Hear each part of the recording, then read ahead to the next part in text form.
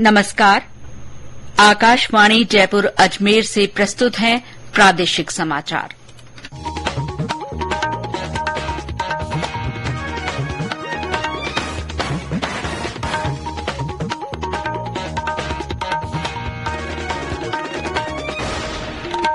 मुख्य समाचार।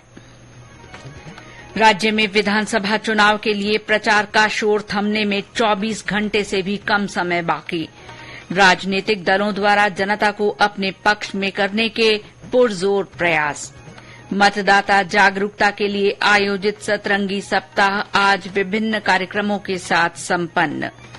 इंडोनेशिया के जकार्ता में आज से आसियान इंडिया मिलेट्स उत्सव शुरू। और रिजर्व बैंक के गवर्नर शक्तिकांत दास ने बैंकों और गैर बैंकिंग वित्तीय कंपनियों के बीच कनेक्टिविटी बढ़ाने पर जोर दिया।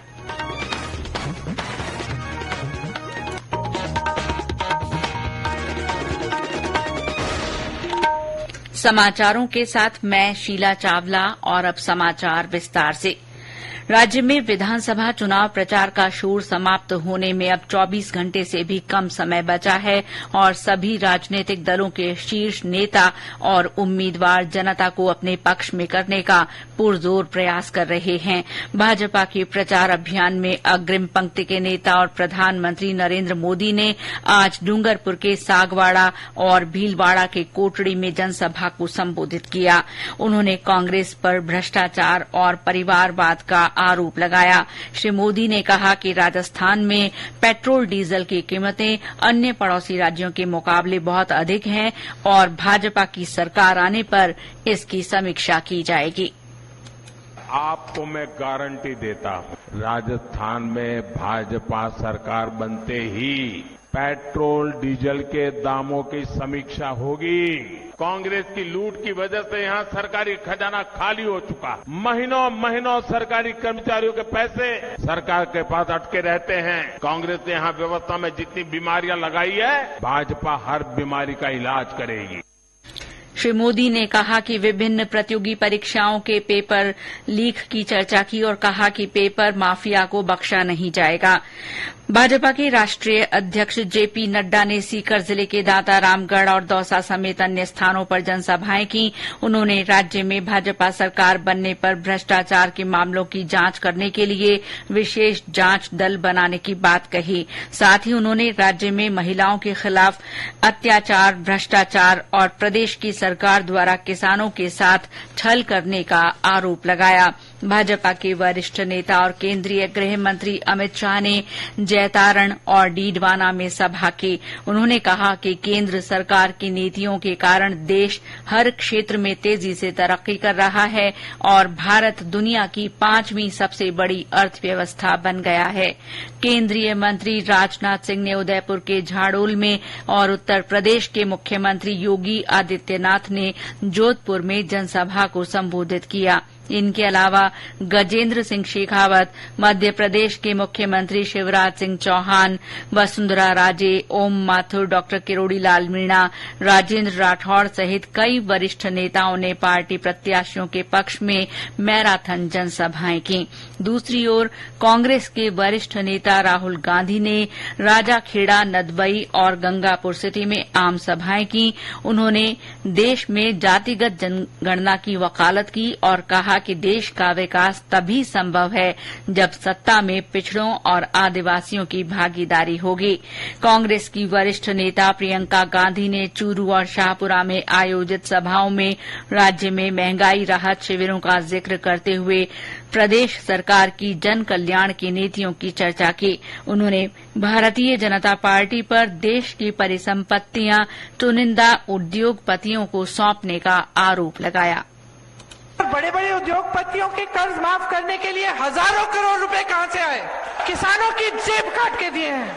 किसान मजदूर मेहनत करता है, कर्मचारी ईमानदारी से मेहनत करता है, सुबह शाम मेहनत करता है, उसके कर्ज माफ करने के लिए पैसे नहीं है, महिलाओं के लिए कुछ नहीं है। किस लिए? क्योंकि नियत ठीक नहीं है। आज देश की जितनी संपत्ति थी, चाहे बड़े बड़े पीएसयू हैं, आस्ते आस्ते इनको बेच रहे, कौड़ियों के दाम पर दे रहे हैं ये बड़े बड़े उद्योगपतियों को।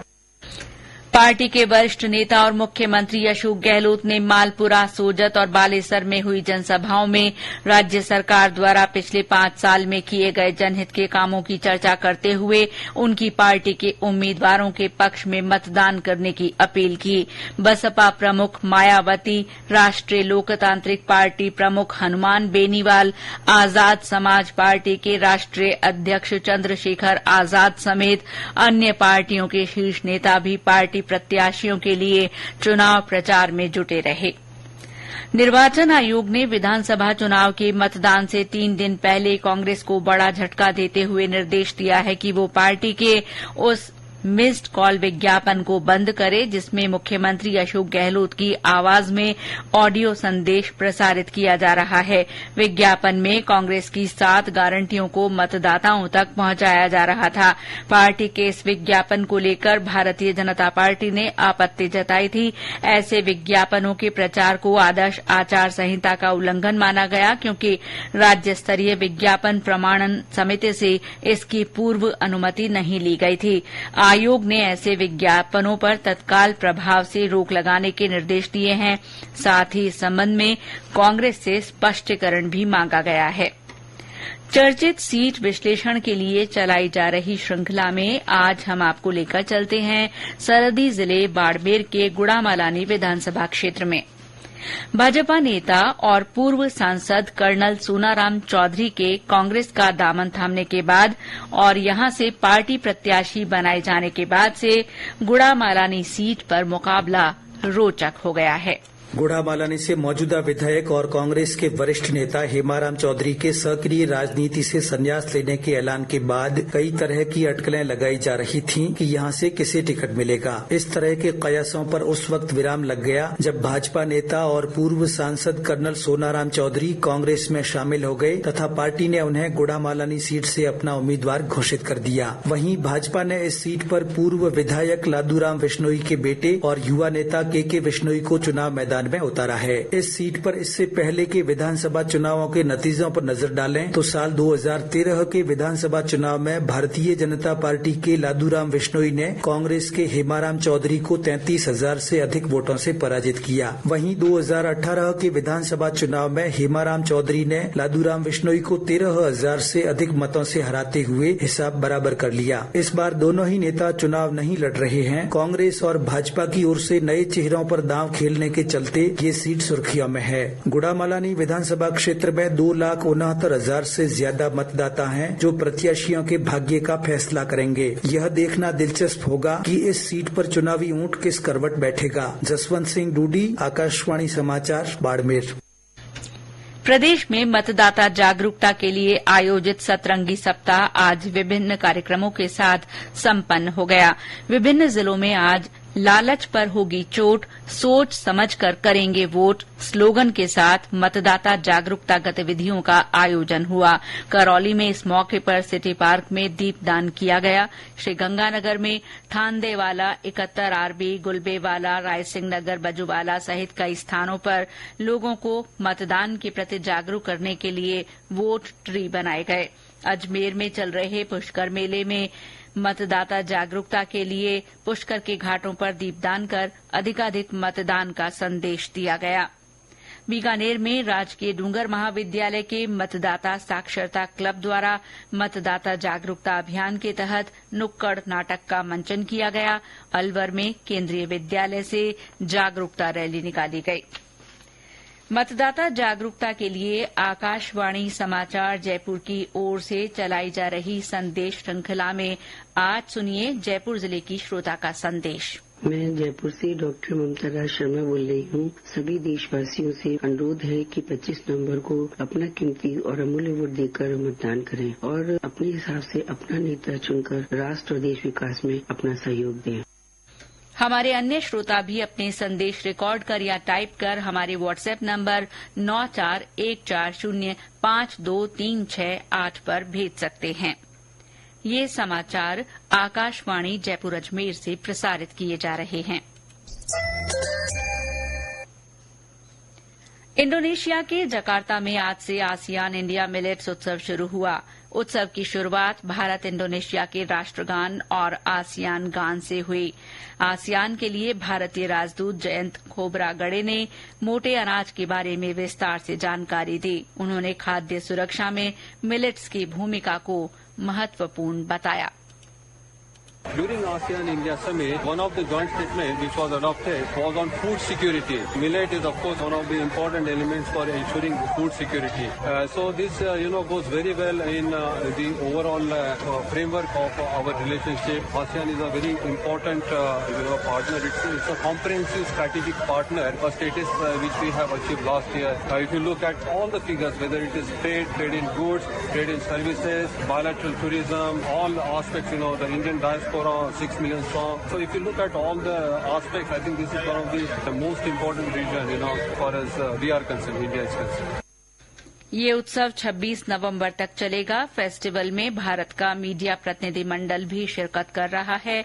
मिलेट्स उत्सव में भाग लेने पहुंचे कर्नाटक के एक किसान शारानु नागवी ने अपने उत्पादों का प्रदर्शन किया। उन्होंने मिलेट्स को बढ़ावा देने और छोटे किसानों को सहयोग देने के लिए केंद्र सरकार द्वारा किए जा रहे प्रयासों की सराहना की और आभार जताया। मैं शरणु नागावी हूँ, कर्नाटक से आया हूँ। हमारा फार्मर प्रोड्यूसर कंपनी है सारे मिलेट्स प्रोडक्ट्स का। मिलेट्स सारे ग्रो करते हैं, लेकिन इंडिया में उतना मार्केटिंग नहीं है। अभी हम एसएफएसी और मिनिस्ट्री ऑफ एग्रीकल्चर इधर लेके आए हैं। इधर मिलेट्स और value added products of millets showcase और सेल करने के लिए इधर मिलेट्स का इंट्रोड्यूस किया, तो हमारा सारे फार्मर्स के लिए बहुत बेनिफिट होता है। इसके लिए ministry of agriculture and farmers welfare, mission Asian millets और Indian of millet research Hyderabad को मैं बहुत आभारी हूँ। भारतीय रिजर्व बैंक के गवर्नर शक्तिकांत दास ने बैंकों और गैर बैंकिंग वित्तीय कंपनियों के बीच कनेक्टिविटी बढ़ाने पर जोर दिया है। उन्होंने बैंकों से कहा कि वे गैर बैंकिंग वित्तीय कंपनियों के साथ अपने संबंधों का निरंतर मूल्यांकन करें। श्री दास फिक्की और भारतीय बैंकों के संघ आईबीए द्वारा आज मुंबई में संयुक्त रूप से आयोजित FIBAC 2023 वार्षिक सम्मेलन को संबोधित कर रहे थे। पुष्कर का धार्मिक मेला कल कार्तिक एकादशी स्नान के साथ शुरू हो जाएगा। ये 27 नवंबर को कार्तिक पूर्णिमा पर संपन्न होगा। इस बीच मेले में आज विदेशी पर्यटकों के लिए विभिन्न प्रतियोगिताएं आयोजित हुई। इस दौरान पशु मेले के समापन के साथ ही पशुओं की रवानगी भी शुरू हो गई है। मेले में करीब 5 करोड़ रुपए के पशुओं की खरीद फरोख्त की गई। और अंत में मुख्य समाचार एक बार फिर। राज्य में विधानसभा चुनाव के लिए प्रचार का शोर थमने में 24 घंटे से भी कम समय बाकी है। इसके मद्देनजर राजनीतिक दलों ने जनता को अपने पक्ष में करने के लिए पूरी ताकत लगा दी है। मतदाता जागरूकता के लिए आयोजित सतरंगी सप्ताह आज विभिन्न कार्यक्रमों के साथ संपन्न हो गया। इंडोनेशिया के जकार्ता में आज से आसियान इंडिया मिलेट्स उत्सव शुरू हुआ और भारतीय रिजर्व बैंक के गवर्नर शक्तिकांत दास ने बैंकों और गैर बैंकिंग वित्तीय कंपनियों के बीच कनेक्टिविटी बढ़ाने पर जोर दिया है। इसके साथ ही प्रादेशिक समाचार बुलेटिन समाप्त हुआ। नमस्कार।